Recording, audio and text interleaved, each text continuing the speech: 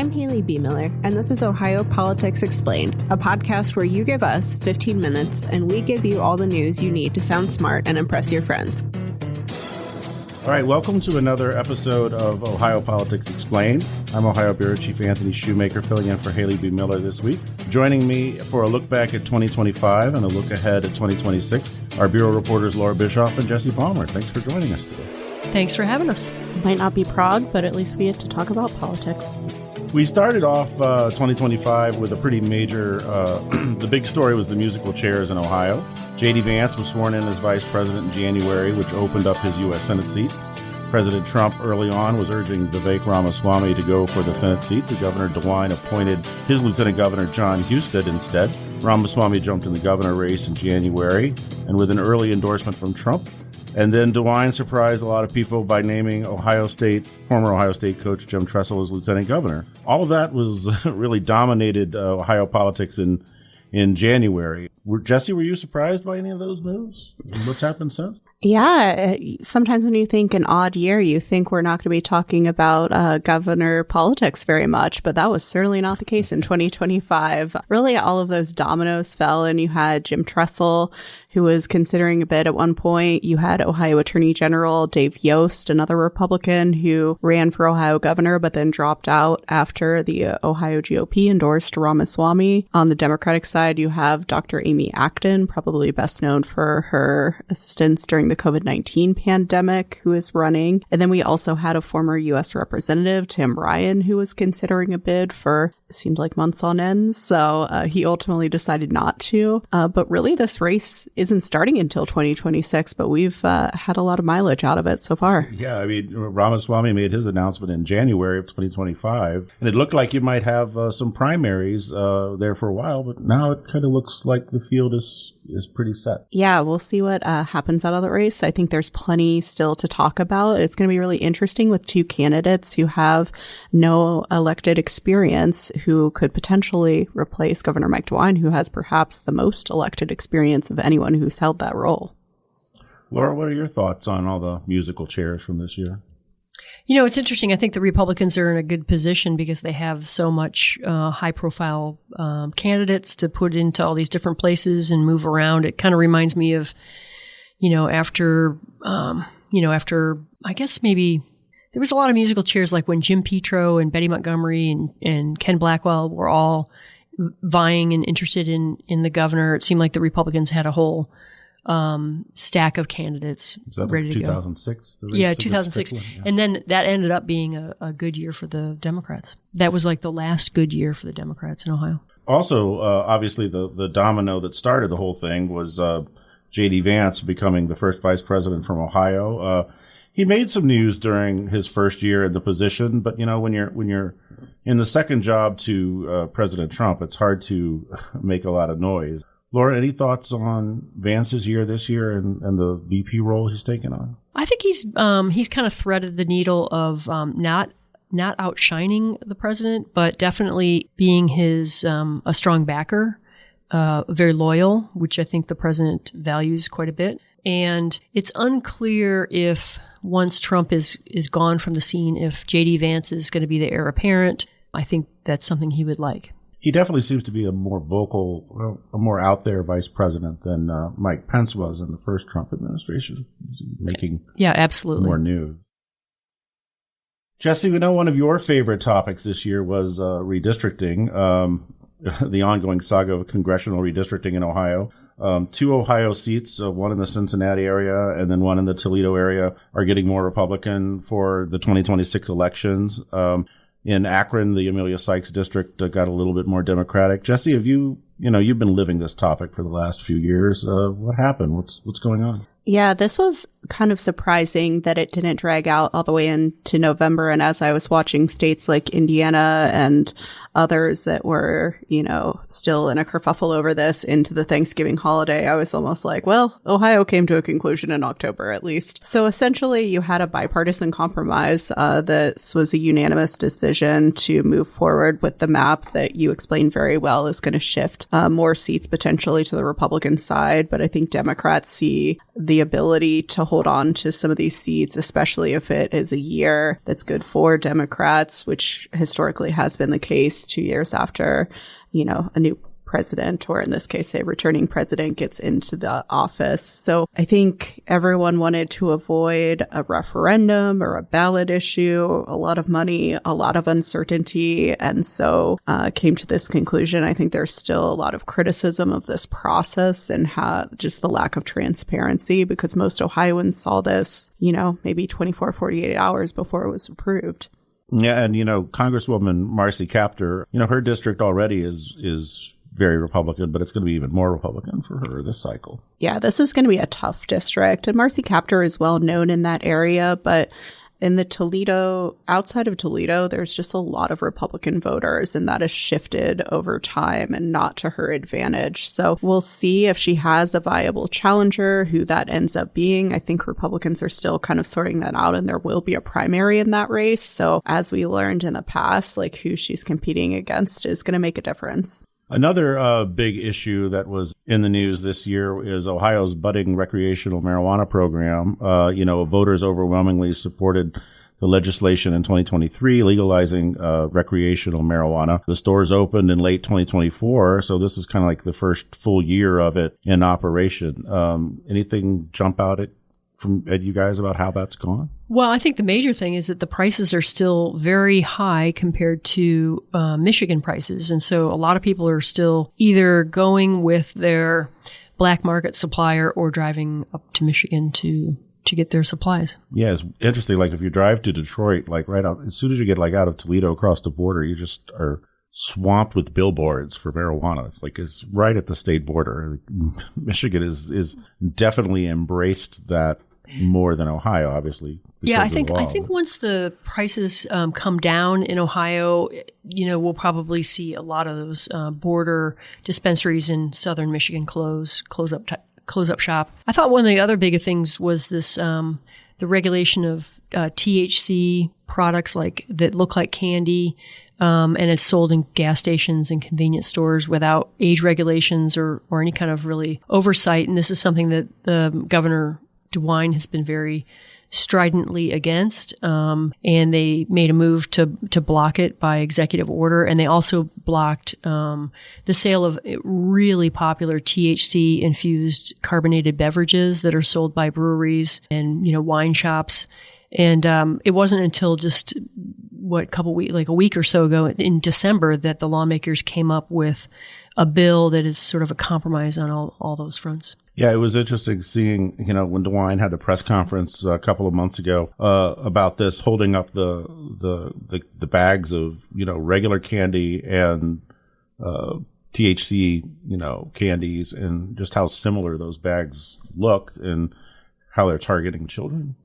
Yeah, there's been a lot happening on that front. Like you said, the Senate Bill 56 that lawmakers passed through, which is going to make a decent amount of changes. And then you also have Congress banning intoxicating hemp and those THC beverages, and that taking effect next year. So Ohio lawmakers are really trying to regulate this industry while it potentially is closing, but we expect a lot of lobbying is going to be happening in both DC and Columbus. That law also had that proposed law had a decent amount of changes for the marijuana industry as well, including, it could be harder to get an organ transplant or unemployment compensation or a variety of things. And the question is that what voters wanted when they approved this in 2023? Yeah, it's also interesting how popular those THC beverages have become, especially since a lot of younger people are giving up on alcohol. Right. I think that a lot of people just have shifted to that as, low calorie, no hangover. Senate Bill 1 became law earlier this year, targeting diversity, equity, and inclusion programs at Ohio universities. SB 1 also banned teachers from weighing in on controversial topics. Jessie, you followed this. This new law really forced a lot of changes at Ohio universities. What are some of the issues that they're still dealing with?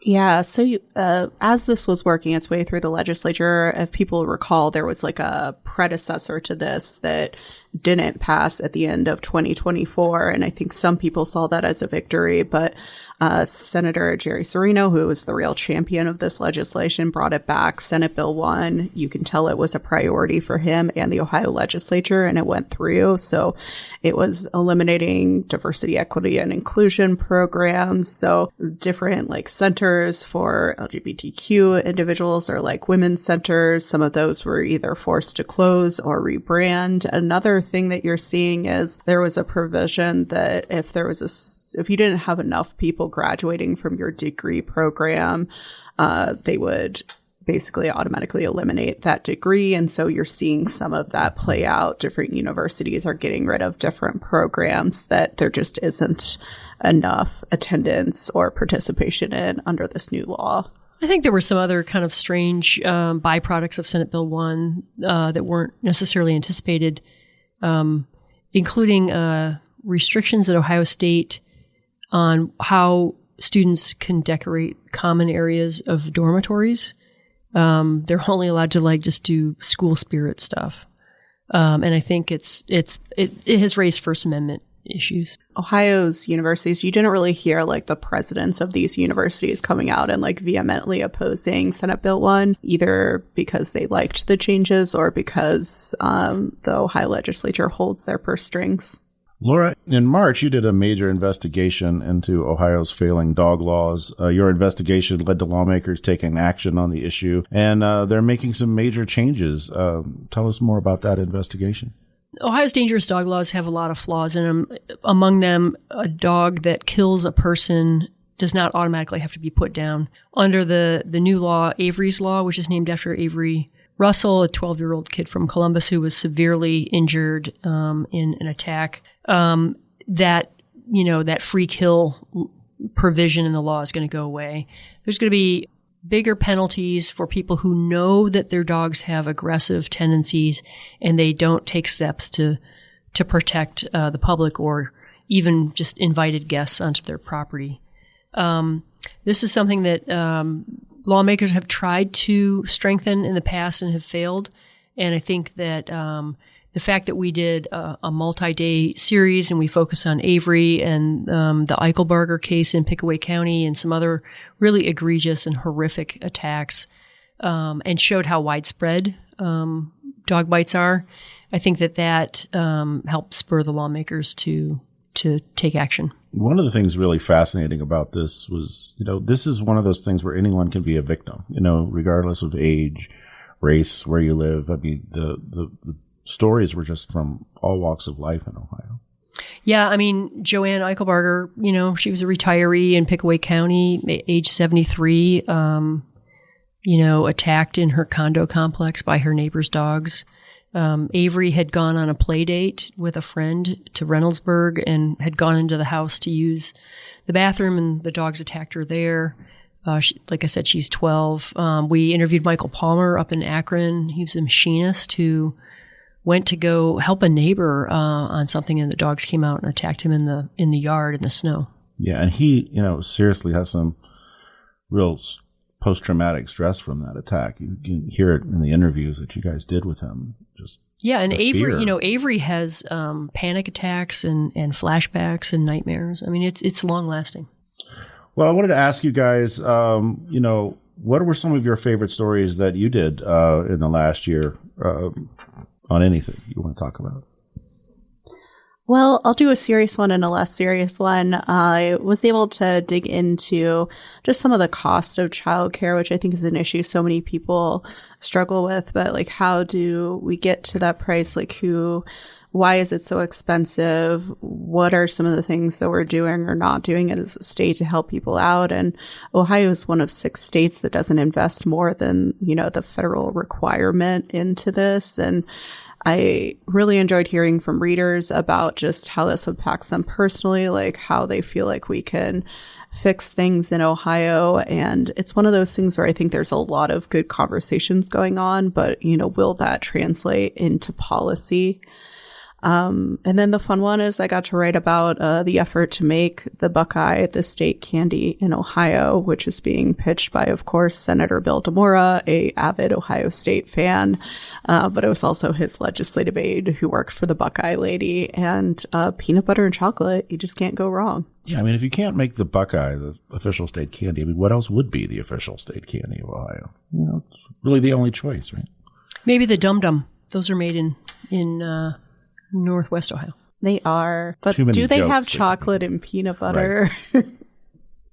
Laura, what about for you? There were a couple of stories that I really enjoyed doing this year. One published in June, it was the 10-year anniversary of the gay marriage decision from the U.S. Supreme Court, and we went and interviewed Ohioan Jim Obergefell. He's a very thoughtful and strong advocate for LGBTQ rights and causes, and so that was interesting to talk to him about, you know, how things have evolved over the last decade. I also had a good time talking with Mark Dan. He's the former Attorney General who resigned in 2015 under pressure and was under investigation.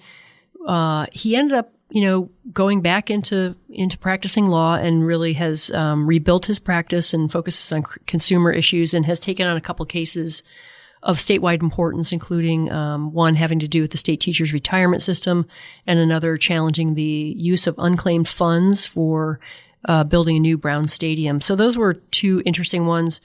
And then also in April, finally, 2 years after I was interviewed by documentary filmmaker Alex Gibney about the House Bill 6 case, that documentary came out on HBO. It's still available streaming.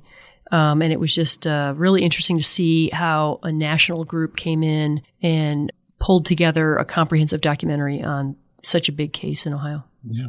Yeah, 2025 was definitely busy, and 2026 is going to be even busier for all of us. Let's talk for a second, looking ahead to next year, about the U.S. Senate race. Ohio set a record for the most expensive Senate race in American history in 2024, and that race between Sherrod Brown and Bernie Moreno.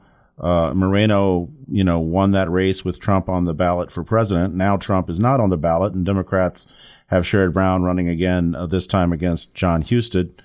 What are your guys' thoughts on the Senate race and how that's shaping up? I think it's going to be really interesting. These are two people who have plenty of years in politics. So these are not your outsider candidates. Sherrod Brown has been Secretary of State, obviously U.S. Senator, has been involved at like a state and federal level.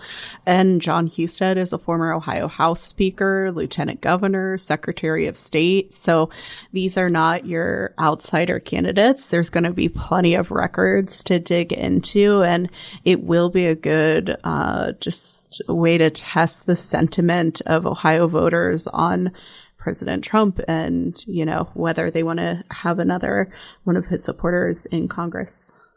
Yeah, and with the Senate being so closely divided, I think the Democrats need to pick up like 3 seats, but there aren't a whole lot of Republican seats out there they can go after. So there'll be a lot of attention on Ohio.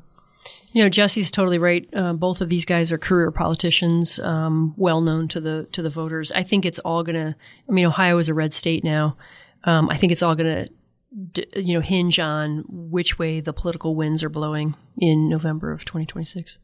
And the other thing that's interesting, you just talked about how you have 2 candidates running for the U.S. Senate who have decades of experience. And then on the governor's side, you have 2 candidates that have no elected experience. Yeah, it's fascinating. You have Vivek Ramaswamy, who he ran for U.S. president, dropped out, endorsed Donald Trump. He was perhaps known from Department of Government Efficiency. He helped get that started, but really Elon Musk took it over. He is very wealthy compared to the average candidate, and has really just kind of barnstormed the state. He went to all 88 counties, is trying to drum up support. He pretty effectively got rid of his primary contenders by scoring early endorsements from President Trump and then the Ohio Republican Party more than a year ahead of the primary. And then on the other hand, you have former Ohio Department of Health Director, Dr. Amy Acton, who is, well known for the COVID-19 response, that people have strong feelings one way or the other, but she really was in people's, houses when they're listening to these daily press conferences, and she's been able to especially with no other challengers right now, been able to solidify some of that union support the Democrats so rely on. Yeah, I would say that Ramaswamy being of Doge fame and Acton being of COVID fame, neither of those things were very popular. Right. In addition to the big races on the ballot, people are keeping a close eye on potential ballot issues, and no other issue seems to be on the minds of Ohio voters more than property taxes right now. Rising home values caused many to see their taxes skyrocket, and lawmakers have passed some fixes. But taxpayers continue to say that they're drowning, and there's an effort to put an issue on the ballot next year that would abolish property taxes. I mean, what's honestly, the thought on that? I mean, I think if it makes the ballot, there's a good chance it would pass. It's very, very popular. The idea of just wiping out property taxes. I mean, that's like saying mandating that everybody gets Friday off. Like everyone hates property taxes. Everybody would love to have Friday off. But it eliminate at your own risk. This could really throw Ohio schools into chaos. And getting on the ballot's the hard part for them. Yeah, I know we had an August ballot initiative a few years ago that said it's just so easy to amend the state constitution, but really it's quite hard. There's a large number of signatures you need to get. They need to be from at least 44 of the 88 counties.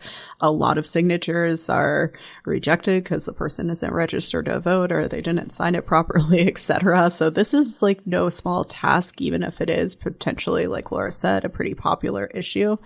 Voters also just have a kind of cognitive dissonance on this because, as our colleague Haley reported, many tax levies were approved in fall of 2025, and yet people are still pretty upset about the property tax situation. And Ohio lawmakers have made a lot of changes that should reduce the burden pretty dramatically going forward and kind of include more things in the bucket of what doesn't get discounts and so forth. So Ohio's property taxes, you guys start talking about mills and it's just a good time had by all. They are confusing. Are there any other issues in 2026 you guys are keeping an eye on or care about? Well, I think there's a few, and it's like we said, it's really hard to tell what is going to make the ballot and what isn't, but there is a measure being put forth by LGBTQ advocates, one of which would basically reverse something that's on the Ohio Constitution that bans same-sex marriage. Now, right now, that is moot because of the Obergefell decision, legalized marriage across the nation. But if that were ever overturned by a different U.S. Supreme Court, this 2004 same-sex marriage ban is still in the Ohio Constitution. So that was one measure. It also had to be split from another effort they were doing, which would be to add some protections against discrimination for LGBTQ individuals. And so we'll see if either of those are able to make the ballot. Well, thank you guys for joining us this week. We are going to be off for the next 2 weeks, so look for Ohio Politics Explained to return in early January. Happy holidays. Happy New Year.